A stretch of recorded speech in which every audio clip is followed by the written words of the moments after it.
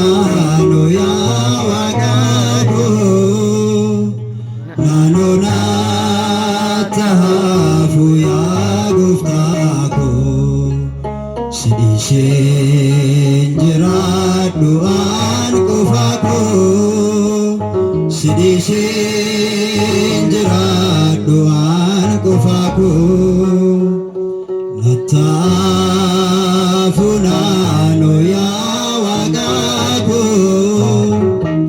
naanoo naatti hafu yaa gooftaako sidhiisheen jiraadhu aan qofaako sidhiisheen jiraadhu aan qofaako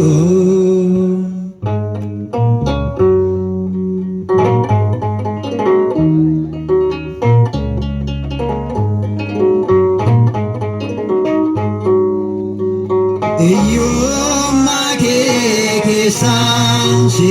baasna jedhanii bu'aa adda addaan yoo na sossobanii sirraadhaan na baasaa yoo ta'e dhumni isaa naannoo nattaafu hundi isaa nattaafu naanoo yaa waaqaako naanoo naatti hafu yaa gooftaako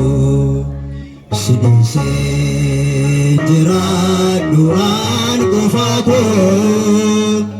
sidhiisheen jiraadhu aan qofaako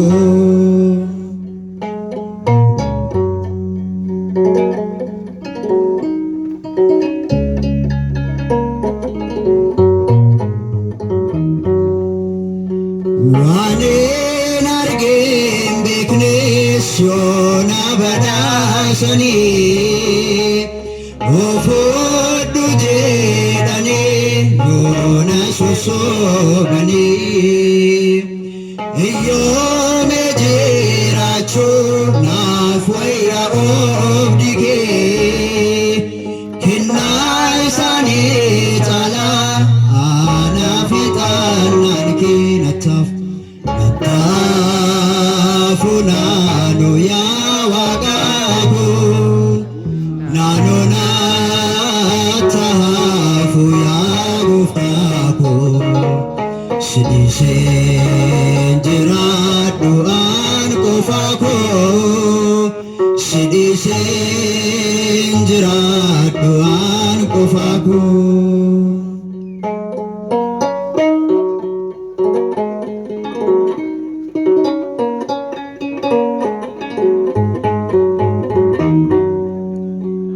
ergaan kan kee ta'ee maaltu natti badee dhabuuf argachuu koodhaan fudha gammadee odoo biyya lafaa na irraanfachiistee gurri koo seerondaa kan kee dhaggeeffatee nattaafu naanoo yaa waaqaako naanoo naatti hafu yaa gooftaako sidhiisheen jiraadhu aan qofaako sidhiisheen jiraadhu aan qofaako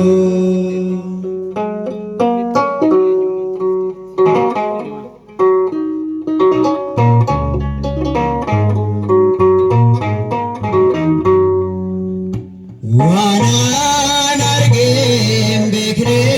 yoo na badhaasanii ofoodhu jedhanis yoo na sossobanii iyyoome jiraachuu naaf wayya mana kee kennaa isaanii caalaa anaaf ixaanaan kee sa'aafu naannoo yaa waaqa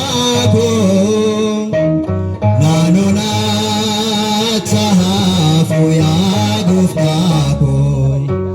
si dhiiseen jiraadhu an qofa koo si dhiiseen jiraadhu an qofa koo si dhiiseen jiraadhu an qofa koo si dhiiseen jiraadhu an qofa koo